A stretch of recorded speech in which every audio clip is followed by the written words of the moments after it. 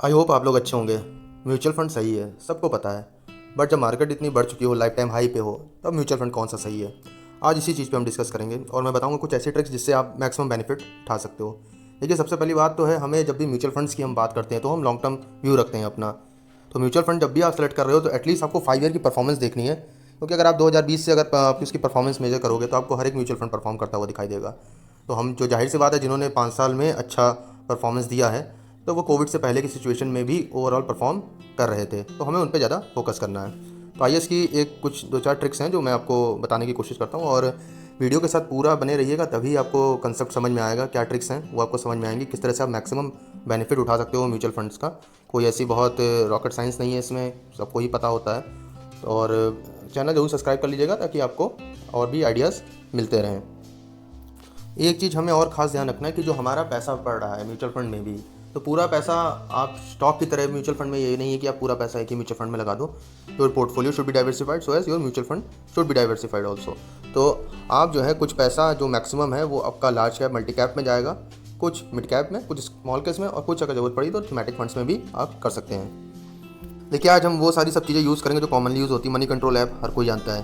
तो आप सिंपली आपको ये करना है कि आप म्यूचुअल फंड सेक्शन पे आ जाइएगा और उसमें आपको क्लिक करना है टॉप रैंक स्कीम में। टॉप रैंक स्कीम में जब आप आओगे तो देखिए कुछ इस तरह से आपको दिखाई देगा। तो इसमें आप क्या कर सकते हो, 1 ईयर को आप सिलेक्ट करना है आपको 5 ईयर्स में। 5 ईयर्स में आप देखिए जो परफॉर्मेंस मिल रही है कैनरा रिबको और यूटीआई फ्लेक्सी कैप फंड। अब इसमें हमें ये नहीं करना है कि स्टार्टिंग की जो टॉप है उसमें ही आ गए। अभी ये मल्टी कैप फंड हमने सेलेक्ट किया हुआ है जो आप देख रहे हो ऊपर। तो इसमें हम आते हैं। तो इसमें अगर आप देखोगे तो इसमें जो आपको दिखाई दे रहा है, तो इसमें जो इनका 5 ईयर का रिटर्न्स है वो आपका 18.5% का है, और रैंक इनकी 3rd है, और क्रिस्टल रेटिंग है इनकी 4 आउट ऑफ 5। हम देखते हैं कि क्या हमें कोई और दूसरा ऑप्शन भी मिल रहा है जिसमें रेटिंग 5 आउट ऑफ 5 हो सकती है। इसको आप एक ऑलरेडी नोट करके रख सकते हो। दूसरा देखिए जो हमने सेलेक्ट किया वो देखिए यूटीआई फ्लेक्सी कैप फंड है। इसमें आप देख रहे हो क्रिस्टल रेटिंग जो है आपकी 5 आउट ऑफ 5 है। 5 ईयर्स रिटर्न आप देख रहे हो 18% के हैं। इसमें एक खास बात आपको ध्यान देनी है कि जो भी आप म्यूचुअल फंड कर रहे हो वो आपका डायरेक्ट में आप करोगे तो ज़्यादा फायदा मिलेगा आपको एनएवी का बजाय रेगुलर के। तो आप देख सकते हो कि ये जो आप म्यूचुअल फंड्स हैं आपके 5 ईयर में भी अच्छा परफॉर्मेंस दिया है, बजाय इसके कि खाली 1 ईयर में तो आप देखिए ऑलरेडी 63% से ऊपर के रिटर्न्स हैं, और 5 ईयर्स में आप देख रहे हो कंटिन्यूस इन्होंने परफॉर्मेंस दी है। रैंक 4 है। तो देखिए, हमें कुछ इस तरह से बाइफरकेट करना है कि जो हमारे म्यूचुअल फंड्स हैं, अगर हम 100 रुपये लगा रहे हैं, 100 रुपीज़ लगा रहे हैं, तो 60 रुपीज़ हमारे होने चाहिए लार्ज कैप फंड में। आपके जो 25 रुपीज़ हैं वो आपके होने चाहिए मल्टी कैप फंड्स में, और बाकी के बचे जो 15 रुपीज़ हैं वो हमारे हो गए आपके मिड, स्मॉल और थीमेटिक में। वो हम आगे डिस्कस करते हैं। तो जैसे आप देख रहे हो ये टॉप जो स्टार्टिंग की 2 स्कीम्स हैं, कैनरा रिबको और यूटीआई फ्लेक्सी कैप फंड, इसमें आपको अगर 30 रुपीज़ लगाने हैं, इसमें अगर आपको 25 रुपीज़ लगाने हैं तो आप इसमें 12.5 करके, मीन्स आपस में प्रोपोर्शनेट करके इसमें आप पैसा लगा सकते हैं। देखिए, ये चीज़ें चेंज भी होती रहती हैं तो आप अपने अकॉर्डिंग इसको देख भी सकते हो। बट ओवरऑल जो आज की तारीख में मैं देखूँ, अगर 14 अगस्त को जो ये दिखा रहा है, मीन्स आज डेट है 14 अगस्त, बट मार्केट जो 13 अगस्त मीन्स फ्राइडे, उसके रिटर्न के अकॉर्डिंगली ये चीज़ें हैं। तो जब भी आप ये म्यूचुअल फंड स्टार्ट कर रहे हो तो इस ट्रिक से आप ये चीज़ देख सकते हो, क्योंकि ये चीज़ें चेंज भी होती रहती हैं। अब देखिए, ये हमारा हो गया मल्टी कैप फंड। अब आइए हम बात करते हैं लार्ज कैप फंड की। देखिए, लार्ज कैप फंड में आपको जो 5 ईयर्स हमने सेलेक्ट किया है तो उसमें अभी दिखा रहा है एक्सिस ब्लू चिप फंड और आपका CR blue chip equity fund. तो सबसे पहले एक्सिस ब्लू चिप फंड पे चलते हैं। इसमें आप देख रहे हो क्रिस्टल रेटिंग जो है 5 आउट ऑफ 4 है, ठीक है, और जो आपकी 5 ईयर्स में रिटर्न है वो 18.4% के हैं, और जो रैंक है वो 1 है। कैनरा रिबको आप ब्लू चिप इक्विटी फंड देख रहे हैं, इसमें भी आप देख रहे हो क्रिस्टल की रेटिंग 5 आउट ऑफ 5 है, और 5 ईयर्स के रिटर्न आपके 18.1% के हैं, और आप देख सकते हो 1 ईयर के जो रिटर्न्स हैं वो भी काफ़ी अच्छे हैं। वो हालांकि मैं पहले बता चुका हूँ, काफ़ी सारे अच्छे ही हैं सब। तो इसमें आप देख रहे हो कि ये जो स्टार्टिंग के 2 म्यूचुअल फंड्स हैं लार्ज कैप फंड में, इसमें अगर आपको 60 रुपीज़ लगाने हैं तो 30 रुपीज़ करके लगा सकते हैं। बाकी अगर कोई इन्वेस्टर ऐसे हैं जो जिनको 50% करके नहीं लगाना है, तो इसमें जो सबसे ज़्यादा रिटर्न्स वाले हैं तो उसको आप 60% उसमें पैसा लगा सकते हैं। मीन्स 100 में से 60 रुपीज़ आप उसमें लगा सकते हैं। सेम आप मल्टी कैप फंड में भी यही कर सकते हैं कि 30 रुपीज़ जो है उसमें लगा सकते हैं। इसमें आपको बस ये देखना, देखिए अगर 5 आउट ऑफ 4 रेटिंग है तो वो भी कोई ख़राब नहीं है। तो आप उसमें जो है ये आपका जो 18% आप देख रहे हो कि यूटीआई फ्लेक्सी कैप फंड है, इसके रिटर्न्स आपके कैनरा रिबको से ज़्यादा है। तो इसमें आप देख सकते हो एक्सिस ब्लू चिप फंड का अगर आप देखो तो 18.4% है आपके कैनरा रिबको से, तो आप इसमें भी कर सकते हो। बाकी जो अलग अलग करके लगाना चाहें वो उसमें, क्योंकि डाइवर्सिफिकेशन हो जाएगा। एक चीज़ आपको और ध्यान रखनी है, एग्जाम्पल के लिए देखिए जैसे ये, तो इसमें जो मनी कंट्रोल में अगर आप देखते हो जो इसमें पोर्टफोलियो आपको दिखाता है, तो आप ये देख रहे हो एनएवी तो आपको दिखा रहा है ये 13 अगस्त की, ठीक है, बट जब आप पोर्टफोलियो देखोगे तो ये आपको दिखा रहा है 31 मार्च 2021। मीन्स जो आपको अगर कोई जो इन्वेस्टर्स हैं हमारे जो इनडेप्थ एनालिसिस करना चाहते हैं तो उसमें आपको क्या करना है कि आपको रिसेंट का पोर्टफोलियो देखना है। वो भी मैं तरीका बता देता हूँ। बहुत सारी गूगल पे आपको वेबसाइट दिख जाएंगी, चाहे आप वैल्यू सर्च पे भी जा सकते हैं। इस पर आपने क्लिक किया, ये देखिए मैं एक एग्जांपल देके बता रहा हूँ, ऐसे आप सबका देख सकते हैं। जैसे एक्सिस ब्लू चिप फंड आ गया है, ये हम डायरेक्ट प्लान की बात करें। जैसे मैंने पहले बताया डायरेक्ट प्लान करेंगे तो आपका ज़्यादा फायदा रहेगा। तो 1 ईयर में आप देखो, ये देखिए इसकी वैल्यू इतनी होगी, बट हम चूँकि 5 ईयर्स का देख रहे हैं तो हम पहले वो देखेंगे। तो 5 ईयर में आप देख सकते हो कि इसमें आप अगर 1 लाख रुपये आपने लगाए होते तो 1 लाख की वैल्यू आपकी जो है वो 2.33 लाख है, और अगर आपने SIP की होती तो 9.97 लाख है।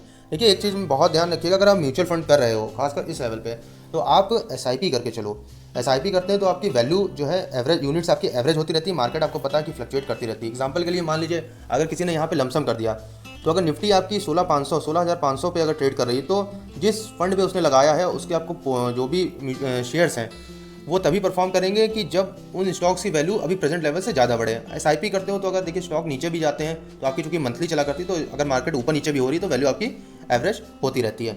इनफैक्ट इसमें आप देख सकते हो 7 साल का भी आपको दिखाएगा कि अगर आपने ये देख सकते हो 10,000 रुपये महीने की SIP की होती तो आपका 15.89 लाख वैल्यू जो है वो ग्रो कर गई होती। और वहीं आप देख लो 5 ईयर्स में आपकी 10,000 की वैल्यू जो है 9.97 लाख की है। अब आइए देखिए बहुत ज़्यादा डिटेल्स देखिए, अगर मैं जाऊंगा तो वीडियो बहुत ज़्यादा लंबा हो जाएगा। अभी मैं मेन पॉइंट्स पे आता हूँ। सबसे पोर्टफोलियो हम देख लेते हैं।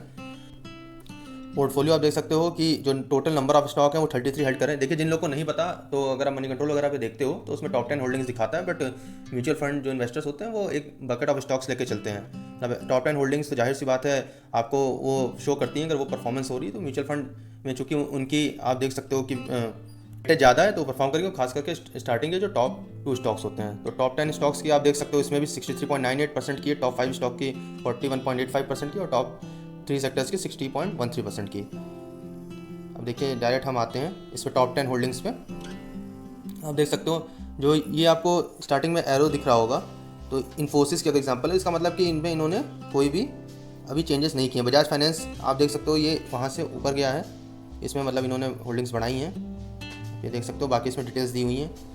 इसी तरह से आपको इनकी पूरी की पूरी होल्डिंग्स दिख जाएगी, और ये आपको दिखाई दे रही है एज ऑन जुलाई 2021, और अभी हमारा अगस्त ही चल रहा है। ये बहुत सारे लोगों को ये चीज़ ऑलरेडी पता होगी, बट जिनको नहीं पता है वो ये चीज़ देख सकते हैं। ऐसे आप हर एक म्यूचुअल फंड का सेलेक्ट देखिए, आप कहीं भी पैसा लगा रहे हो तो ये नहीं कि खाली म्यूचुअल फंड के नाम पे पैसा लगा लिया, आपको अंदर म्यूचुअल फंड में क्या है इस चीज़ का भी पता होना जरूरी है। और कोई अगर व्यूअर्स ऐसे हैं जिनको कन्फ्यूजन लग रही तो आप कमेंट कर दीजिएगा, मैं उस म्यूचुअल फंड पे उस म्यूचुअल फंड को मैं आपको डिटेल में बता दूंगा कि आपको क्या करना है। अब देखिए हमारा मल्टी कैप लार्ज कैप में जो पैसा है वो लग चुका है। मीन्स 25 रुपीज़ हमारा लग चुका है मल्टी कैप फंड में, 60 रुपीज़ हमारा लग चुका है लार्ज कैप फंड में, यानी 60 + 25 85 रुपीज़ हमारा 100 में वो लग चुका है। अब बाकी बचा का जो 15 रुपये है वो आइए हम देखते हैं। इसमें देखिए large and mid cap funds में हम आ गए हैं, तो इसमें अगर हम सेलेक्ट करते हैं 5 ईयर्स का, तो इसमें आप देख रहे हो मेरे इमर्जिंग ब्लू चिप फंड्स हैं। इस पर अगर हम देखते हैं तो इसमें देखिए क्रिसिल रेटिंग जो है आपकी देख सकते हो 5/5 है, और 5 ईयर्स में रैंक 1 है अभी रिसेंट में।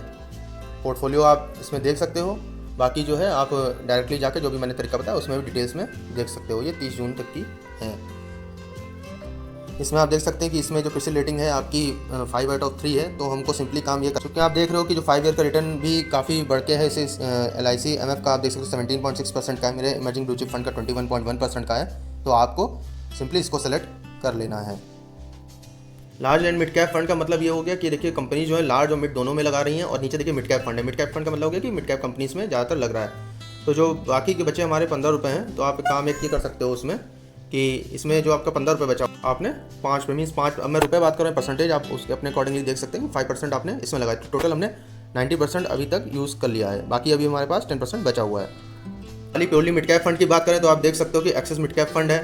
आप 5 ईयर्स रिटर्न देख रहे हो, इसमें 21.2% का है, तो हम इसको ही सेलेक्ट कर सकते हैं। इसमें क्रिसिल रेटिंग आप देख रहे हो कि 5/3 है, और जो 5 ईयर रैंकिंग है वो सेकंड है। तो जो हमारा 10 रुपीज़ है उसमें 5 रुपीज़ आपने इसमें भी लगा दिया, तो टोटल हमने 95 रुपीज़ जो है 100 आउट ऑफ वो हमने यूज़ कर लिया। अब हमारे पास बचे हैं 5 रुपीज़, जिसमें हम एक काम ये कर सकते हैं कि बाकी का बचा जो 5 रुपीज़ है वो स्मॉल कैप फंड में 2.5% करके लगा सकते हैं, या स्मॉल कैप और थीमेटिक में एक सेलेक्ट कर सकते हैं, क्योंकि आपको पता है इसमें रिस्क थोड़ा सा ज़्यादा रहता है। तो आप देख सकते हो कि एक्सिस स्मॉल कैप फंड जो है डायरेक्ट का वो आपका इसमें देखिए, तो आपको रेटिंग 5/4 दिख रही है, और 5 ईयर रैंक जो है इसकी सेकंड है, तो इसको आप सेलेक्ट कर सकते हो। ये आपने ₹2.5 इसमें लगा दिए। देखिए ELSS आ गया। ELSS आपको पता है इक्विटी लिंक सेविंग स्कीम्स होती हैं, ये म्यूचुअल फंड सेविंग के लिए होती है। तो इसमें जिनको बहुत ज़्यादा क्या कहते हैं रिटर्न्स की बात नहीं कर रहे हैं, खाली टैक्स के लिए करना है, तो वो इसमें कर सकते हैं। थोड़ा सा रिस्क लेके चलते हैं तो उनको थीमेटिक फंड्स या सेक्टोरियल फंड में भी लगा सकते हैं। तो आप देख सकते हो कि जो बाकी का बचा हुआ ₹2.5 है, अगर आप देखो जैसे इन्वेस्को इंडिया इंफ्रास्ट्रक्चर फंड है, तो उसमें आप देखिए क्रिसिल रेटिंग 5/5 है और 5 ईयर रिटर्न 18% का है। तो आप इसमें भी बाकी के बचे ₹2.5 लगा सकते हैं। बाकी के देखिए जो हमने पूरे ₹100 यूज़ कर लिए हैं, और जो इन्वेस्टर्स वो अपने अकॉर्डिंगली कॉन्ट्रा फंड या फोकस फंड में भी उसको अपने अकॉर्डिंगली चेंज कर सकते हैं। तो देखिए ये तो होगा कि आपने ओवरऑल पैसा किस तरह से लगा दिया है। अब इसमें देखिए आप अपने अकॉर्डिंगली ये चीज़ भी चेंज कर सकते हो, जैसे कि मैंने बताया आपको लार्ज कैप में 60% हो गया आपका, 25% आपका मिड कैप में हो गया, 5% जो है आपका 25% आपका मल्टी कैप में हो गया, 5% जो है आपका मिड कैप में हो गया, फिर 5% आपका स्मॉल कैप में हो गया, फिर आपका 5 जो आपका 2.5% है वो आपका स्मॉल कैप में हो गया, और 2.5% आपका बाकी बच्चे आप थीमेटिक या कॉन्ट्रा या फोकस फंड में भी कर सकते हो। आप अपने अकॉर्डिंगली इस तरह से भी कर सकते हो कि 50% आपने लार्ज कैप में ले लिया, आपने 30% जो है आपने मल्टी कैप में ले लिया, बाकी के बच्चे 20% हैं तो आपने 15% जो है आपने उसमें स्मॉल मिड कैप में ले लिया, बाकी का बचा हुआ स्मॉल कैप और थीमेटिक में ले लिया। तो आप अपने अकॉर्डिंगली चेंज कर सकते हो। बट जब भी आप म्यूचुअल फंड देखिए, आज मैंने ये बताया तो अभी ये चीज़ शो कर रही है, ये चीज़ें चेंज होती रहती हैं जो फंड्स के नेम है। तो जिस दिन भी आप ये म्यूचुअल फंड स्टार्ट करने जा रहे हो तो आपको ये चीज़ देखनी रहेगी।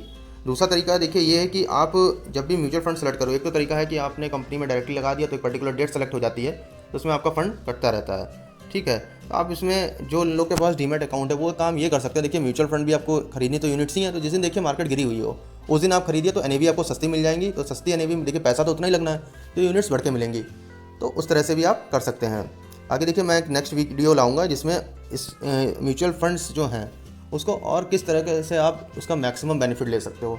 ये तो सिंपली देखिए आप जिन लोगों को बहुत ज़्यादा नहीं इन डेप्थ घुसना है स्टॉक मार्केट में, खाली म्यूचुअल फंड के थ्रू आप इक्विटी में पैसा लगाना चाह रहे हो तो उसमें आपने पैसा लगा दिया, तो आप वो भी कर सकते हो। कि अभी देखिए इक्विटी हाइब्रिड डेप्थ और भी बहुत सारे फंड्स होते हैं, उसमें हो गया, ये इक्विटी फंड में इस तरह से कर सकते हो। और भी बहुत सारी चीज़ें होती हैं जिसमें आप म्यूचुअल फंड में पैसा बना सकते हो, वो मैं आपको ट्रिक बताऊंगा अपने नेक्स्ट वीडियो में। तो चैनल सब्सक्राइब कर लीजिएगा, और अगर आपको किसी पर्टिकुलर फंड में चाहिए तो वो आपको क्वेश्चनिंग हो तो वो आप पूछ सकते हैं।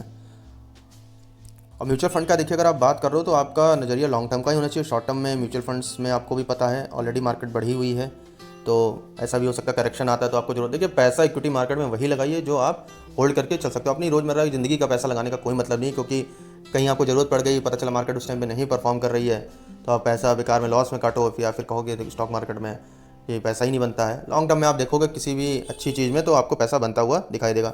तो पैसा लगाने से पहले आपका मनी मैनेजमेंट होना बहुत ज़रूरी। मनी मैनेजमेंट में भी कितना मुझे पैसा लगाना है, मेरा टाइम पीरियड क्या है, मेरे गोल्स क्या हैं, और मैं किस तरह से उसे कैलकुलेट कर सकता हूँ।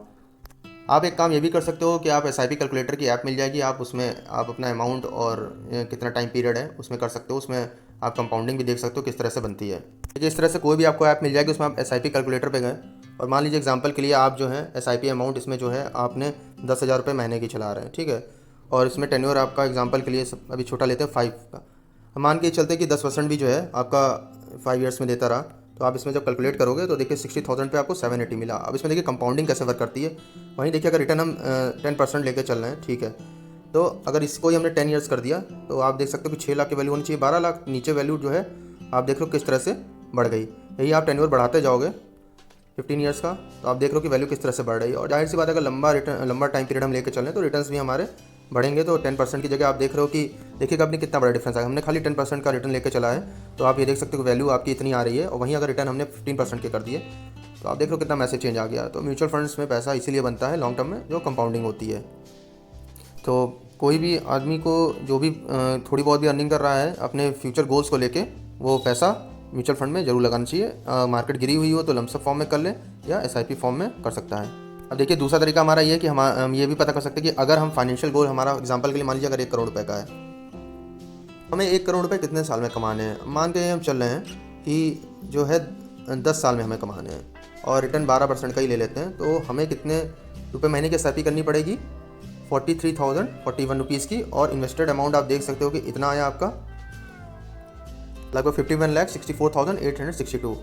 अब इसमें देखिए अगर ये चीज़ डिपेंड करती है कि अगर मान लीजिए मार्केट ने रिटर्न्स 12% की जगह 15% के कर दिए, तो आप देख रहे हो कि इन्वेस्टेड अमाउंट आपका इतना ही रहेगा, आपको SIP 35 इसकी करनी पड़ेगी। बट हम एक ऑन एवरेज 12% का लेके चल रहे हैं तो इतनी कर सकते हैं। भाई मान लीजिए किसी को अगर जो है 10 लाख रुपए महीने की करनी है और 12% का रिटर्न लेके चल रहे हैं 10 साल के लिए, तो आप देख सकते हो कि इन्वेस्टमेंट अमाउंट आपका 5,16,000 का है और खाली 4,304 रुपीज़ की SIP वो कर सकता है। तो ये काम जो है आप छोटे अमाउंट से भी स्टार्ट करें, बट लॉन्ग टर्म गोल रखेंगे तो आपके कई सारे फाइनेंशियल गोल भी पूरे हो जाएंगे। बाकी मैं इस पर भी और भी वीडियोस लाऊंगा, इसमें बहुत अच्छे अच्छे तरीक़ों से आप पैसा कमा सकते हो और भी बहुत सारी ट्रिक्स होती हैं किस तरह से आप उसमें म्यूचुअल फंड्स की जो होल्डिंग है उसको आप अपने अकॉर्डिंगली मोल्ड करके पैसा कमा सकते हो। तो आप चैनल के साथ जरूर बने रहिएगा, इसमें आपको काफ़ी अच्छे बेनिफिट्स मिलेंगे और दूसरे लोगों से भी जरूर शेयर कर दीजिएगा ताकि उनको भी नॉलेज मिलती रहे। और म्यूचुअल फंड एकदम से पैसा मत लगाइए लमसम में, इस टाइम मार्केट में आप SIP फॉर्म में करिए। अगर पैसा लगाना भी लमसम में तो मैंने ट्रिक बता दी है आपको, उसमें आप डाइवर्सिफाइड करके पैसा लगा सकते हैं, खाली एक फंड में पैसा नहीं लगाना। बाकी अपना ख्याल रखिएगा। Thank you.